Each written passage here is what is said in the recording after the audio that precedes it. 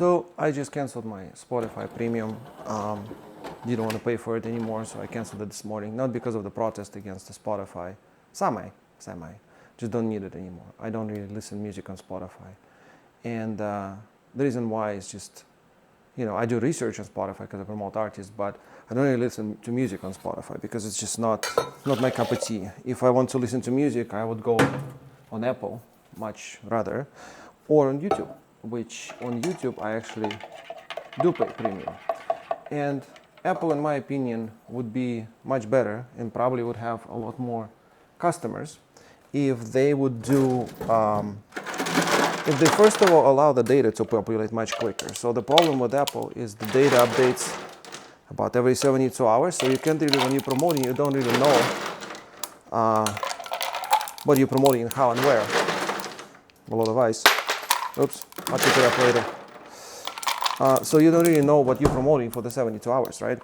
And then you also don't know how the record is performing. You don't know, it's much harder to read data on Apple versus of Spotify, right? And also Apple is only iOS. So, and majority of the people in the world, believe it or not, they're Android users. There's a lot more Android users than Apple users, iOS users. So with that said, I consume my stuff on YouTube. Here's a song and here's the YouTube video content, right? It's very close to each other. It's a very similar idea. So, lyrics and equals to the scripting and things like that, like production and producing and recording. It's very similar, right?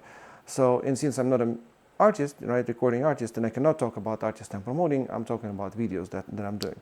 And I'm starting from scratch, from ground up. This is going to be a brand new channel that we're going to open up. I'm going to start posting different type of content. And here I'm documenting every single day about my researches and about what I'm finding out.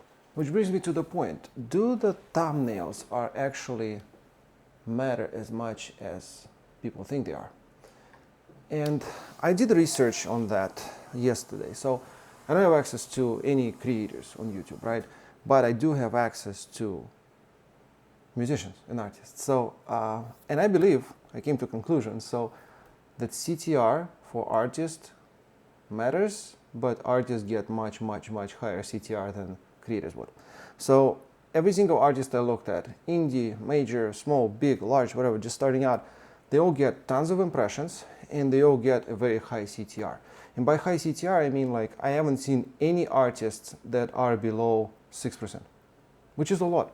So to me, in my theory, is for YouTube, it's just much easier to find the audience for them because it's music, right? So I don't think YouTube's AI or algorithm can very distinctly separate if it's a pop, hip hop, country. I mean, it can, but to an extent, right? You're putting your own tags there and knows the artist probably, I'm assuming, right? I'm speculating right now.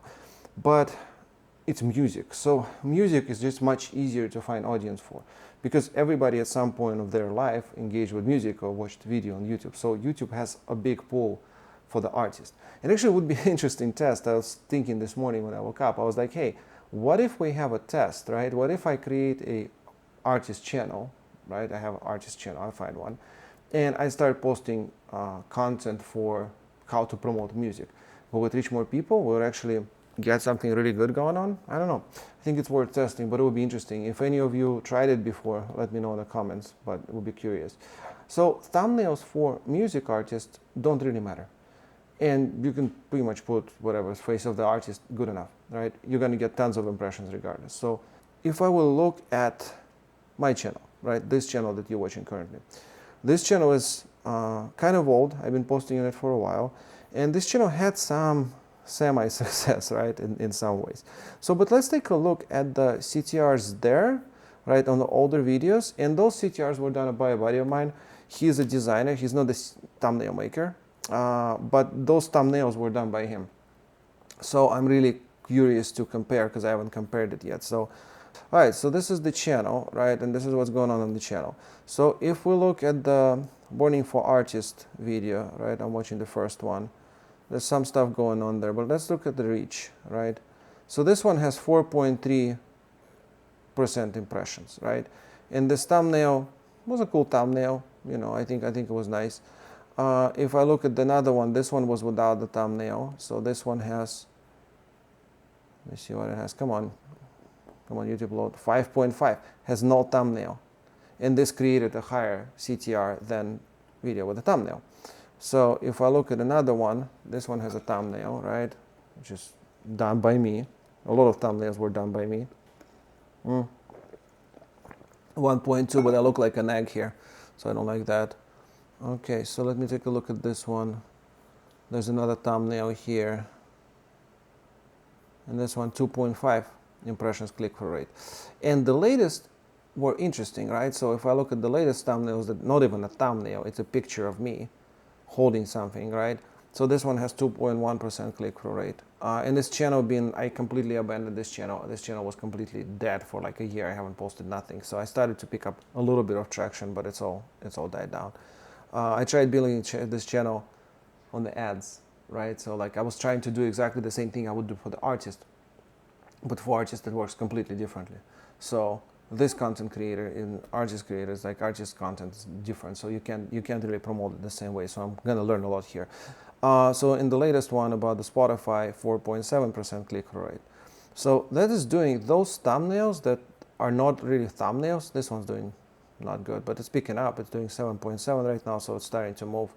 And the newest one is the one I posted yesterday, is 1.2%, but there's no impressions so far. So, we'll see how it's going to do. Know what your audience wants and give them what they're looking for. So if you are spoken videos and talking heads, do much simpler, more thumbnails. Don't go crazy with that.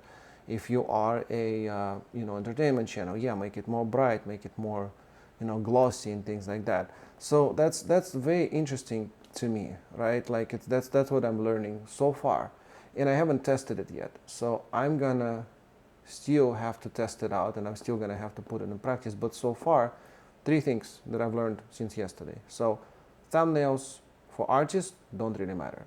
You get impressions regardless. Your CTR will be high most of the time. More famous the artist, higher the CTR, because people know who they are. Beginner artists get 6 to 7%. Big artists get, like I've seen, like 15, 18%, which is nuts.